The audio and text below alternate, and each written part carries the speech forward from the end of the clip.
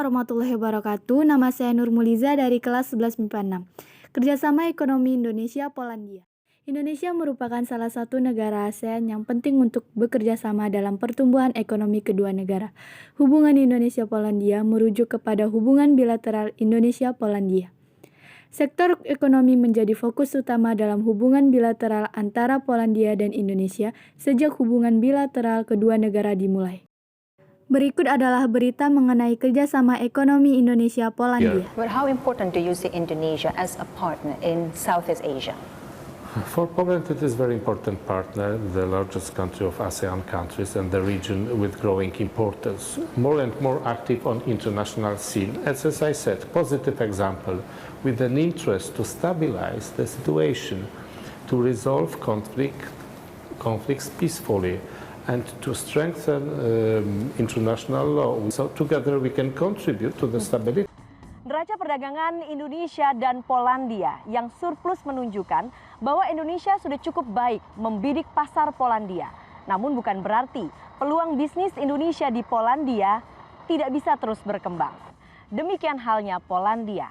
Namun pertanyaannya, apa saja yang menjadi hambatan peningkatan kerjasama ekonomi Indonesia dan Polandia? Jarak dan orientasi dagang Polandia yang masih Eurosentris dipandang sebagai faktor pengerem laju perdagangan dengan Indonesia.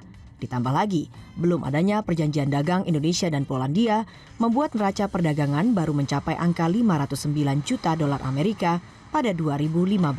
Peluang perdagangan harus diciptakan, mengingat diferensiasi pasar dibutuhkan Indonesia di tengah ketatnya standar pasar Uni Eropa. Melalui berita tersebut dapat disimpulkan bahwa hubungan Indonesia-Polandia dapat menimbulkan dampak positif dan dampak negatif. Dampak positif yang pertama, dengan penduduk kurang lebih 30 juta orang, Polandia merupakan mitra dagang Indonesia terbesar di wilayah Eropa dengan nilai dagang mencapai 640 juta US dollar.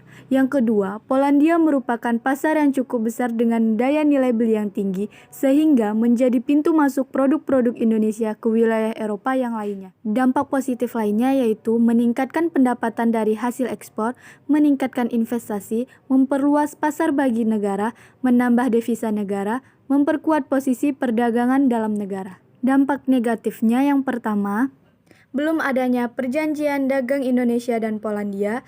2. Jarak dan orientasi dagang Polandia yang masih bersifat eurosentris. 3. Ketergantungan kepada negara maju. 4. Menjadikan pasar dikuasai negara asing. Sekian materi mengenai kerjasama ekonomi Indonesia dan Polandia. Lebih dan kurang saya mohon maaf. Wabillahi taufiq wal hidayah. Wassalamualaikum warahmatullahi wabarakatuh.